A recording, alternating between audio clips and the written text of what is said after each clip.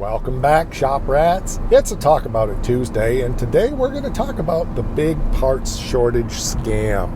It's not what you think it is. Stick around. I'm Mike. You are watching My Car Shop. There's something about the world today that seems to thrive on drama and half-truth. And I see it spill into the automotive world, and there's some things that are, yes, legitimately upsetting. But the one thing that I've just chuckled about for a while is this whole idea of the parts shortage. So let me tell you something that happened in the real world with me on the Club Cabana, our Cummins diesel truck, and then we'll kind of elaborate into the big picture and try to explain a few things about supply chains and warehouses and all of that stuff. I try as much as I possibly can to buy local, and on the Club Cabana I've definitely had a bunch of stuff that I've purchased locally, like brake drums and tie rod ends and hardware kits and lots of other stuff that I'm not remembering. And twice it happened, I'm not going to name names, but twice it happened at, one was at a big box store and the other one was at my local jobber. They said, yeah, this is the last one in the system. We can't get them anymore. One of them was, I think, the brake hardware kit, and the other one was a tie rod end. And I just kind of, really? Okay, well, that's interesting. That kind of surprises me. But okay, if that's what it is, that's what it is. And then I got thinking, I've been involved with the parts industry for all of my life in one way or another, and the light bulb went on. So I got online and I started doing some searching for those same parts, and they're readily available online. And again, that's when the light bulb went on. Yes, there's high quality brand and cheapo brand and El Junco brand and you name it. But the point is, all of those parts are readily available online. And that's when I chuckled and I thought, okay, I know exactly what's going on. I used to be involved in the aftermarket in manufacturing. I was an engineer on several fuel pump lines, and I remembered exactly how it works.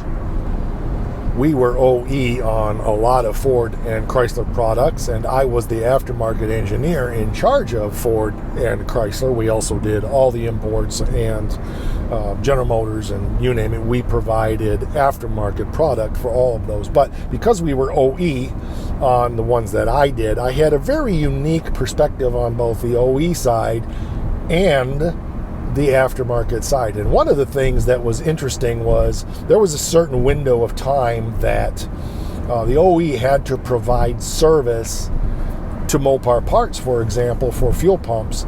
I think it was 7 years. Don't quote me on that. I can't remember. That was a long freaking time ago. And I was doing an aftermarket parallel line at the same time because we were selling some of those products into the aftermarket. And of course, after the 7-year mark, we were definitely selling product off of our aftermarket line into the distribution chain for all of the suppliers that supply everybody, like Napa and Auto Wares and you name it. And the OE side of the business would often play the game of they would need to maybe take down a product line and either develop a lower volume product line for the latter years of that service, or often because of the contractual agreements that we had with the big three, we would do a dual production line where we were making for the aftermarket on the same tooling that we were providing for service. Because when something's 5 years old and it's coming out of warranty, it's no longer as readily needed in the warranty service, etc. And certainly customers aren't going to the dealerships and buying new fuel pumps for their 6-year-old car. And so there was a tapering off from the multi-bazillion unit lines and converting over to a smaller line to meet those demands. And then again, we were cranking those things out for the aftermarket. So that's kind of a standard practice in the industry in many ways. And then, of course, there are a lot of products that we tooled specifically for aftermarket that we weren't the OE on. But I'm getting to the point, if you'll just stick with me. Electric fuel pumps on the OE side came in the late 80s for the most part. There's exceptions, but I'm just speaking in generalities. And when I left the industry in 2001, some of these vehicles were 15 plus years old. The demand, yes, it was still out there, but it wasn't a high demand. And so we did short run manufacturing and stocked stuff on the shelf. For the higher run stuff, we were pretty much an on demand. In other words, the order came and we built and shipped. But on those lower volume items, we kept some inventory on the shelf, and we had triggers that when we got to a certain level of inventory, it would trigger, we'd run another run on that product, etc., etc. And that's why I'm kind of chuckling about some of these things that are going on in the industry. But there's more to it than that, because I also understand how the big box stores and all the suppliers work on that side of the business. So if we look at a company like Moog with a tie rod end, for example, chances, I know it's a fact, that Moog has an inventory number on the shelf of those items. They're not necessarily manufacturing them right now, but they can at any time, and they can replenish their stock, and they can meet the supply chain needs. So why then do the big box stores and even my jobber not have those? It's very simple, because those warehouses for those places don't see the demand to bother keeping that stuff on the warehouse shelf anymore, and they just drop it off of their availability list. And that's why you can get it at places like Rock Auto, because they get it direct from the manufacturer. Now, I'm guessing if you pushed your local jobber, I'm not so sure about the big box stores, but I'm guessing if you pushed your local jobber, chances are they could special order it for you at a premium cost, and they could get it for you. But when they look at what they see on their screen, and it's not the parts guy's fault, they see one left in stock, reorder point, 0. In other words, we're not getting this anymore. And I understand that they don't know the difference, and so they're just conveying the information saying we can't get these anymore. Now, if you push some of the guys that have been around a long time, they know how to push through that and see if they can special order it. And if you're willing to pay out the nose, you can probably get it, or you can just go online and get it through some of the other places that get that do direct ship from manufacturer. In other words, the Amazon of auto parts, like Rock Auto and a few others. Of course, then all of the theories come into play, and I'm not going to add any kind of sentence enhancer or adjective to that to state what that is. But all of these theories come in as, oh, it's the government, and they are, squeezing out all the old cars, and look at, they're burning the junkyards, and yeah, I question some of that as far as the some of the salvage yards that have gone up recently. But is it a concerted effort to burn up all the old cars? Well, I tend to think that the Cash for Clunkers thing was a very intentional move to push people to purchase newer cars and eliminate the window of cars that was out there that were the really inexpensive cars to repair, cheap to drive, but still fairly reliable, more reliable than a 62 Impala. I'm not saying 62 Impalas aren't reliable. That's not my point. But I don't think it's been a concerted effort on the aftermarket parts side to squeeze out the DIY guys. Not like what people are necessarily thinking. I mean, besides that, and we've talked about this before, there are people like me, and I know dozen within 30 miles of me, who all have a huge pile of inventory of used parts to fix stuff. I mean, you see what I do on the channel. Most of the stuff that I build comes right out of my own warehouse of crap I've been collecting for almost 50 years.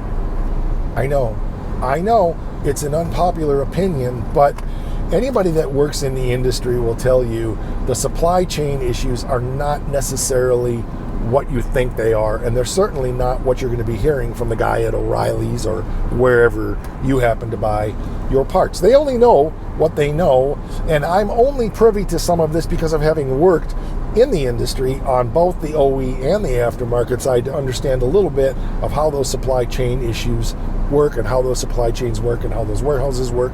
We worked hand in hand with Federal Mogul. We had a lot of shared product with Federal Mogul. The guy that I used to work with, he's probably long gone now. We used to have conversations about stuff like this all the time back in the day. The second element in all of this is a lot of these parts, if they aren't going to be available in the aftermarket manufacturing, there is going to be somebody who comes along and starts remanufacturing it. I can tell you that from personal experience because there was a window of time. I did a project for Mopar remanufacturing fuel pump modules. I don't know that that program is still around anymore, but I would bet that the remanufacturer in Louisville, Kentucky that was doing that program with us is probably still selling remanufactured modules in the aftermarket. I haven't talked to those guys in over 20 years.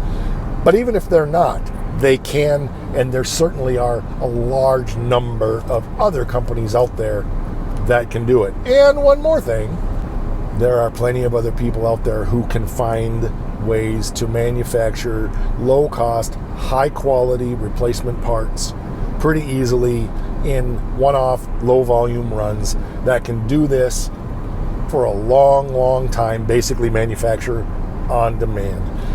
Yes, there has to be the demand for it, but I mean, let's face it, you can still buy a crap load of parts for a 1931 Model A.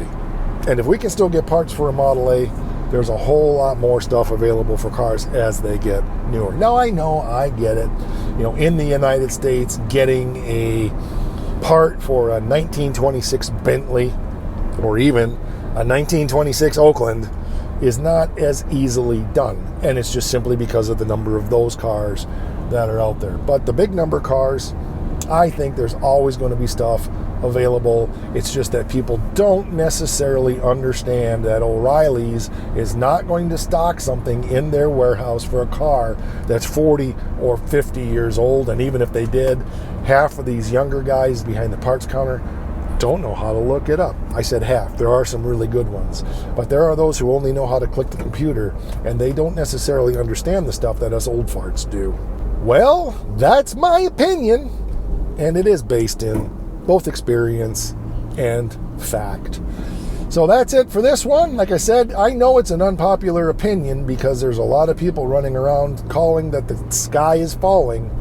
I'm not so sure that it is. It's just a shift in where we source our parts. And thank God we have the internet these days, because that makes a huge difference for what we have access to today compared to what we had 40 years ago. That's going to do it for this one. We have channel memberships for around $5 or $6 a month. It's changed. I'm not sure exactly where it's at. You get access to behind the scenes stuff, as well as early access to selected episodes and early access to some of the new projects that I'm doing right now that have not aired publicly yet. There's also other perks we're working on, and like, share, subscribe. And I set up my store for the merch. I'm waiting for my samples to come. If everything looks good, we will have our new merch soon, real soon, I promise. All right, that'll do it for this one. We'll catch you on the next one. And don't forget, because it's important, rock!